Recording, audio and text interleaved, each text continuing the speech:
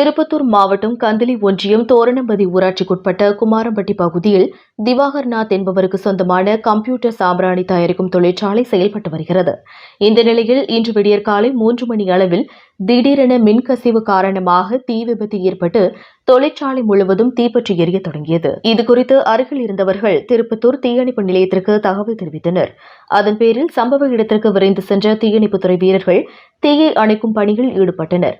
ஆனால் அதற்குள் தொழிற்சாலை முழுவதும் தீயில் கருகி சுமார் 20 லட்சம் ரூபாய் மதிப்பிலான பொருட்கள் தீயில் கருகி நாசமானது.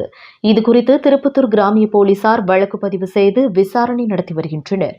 மின்கசிவு காரணமாக தீ விபத்து நடந்ததாக கூறப்படுகிறது. இந்த விபத்தால் இன்று விடியற்காலை அப்பகுதியில் புகை மண்டலமாக காணப்பட்டதாக அப்பகுதி மக்கள் தெரிவித்தனர். திருப்பத்தூரிலிருந்து ரிப்போர்ட்டர் வெங்கடேசன்.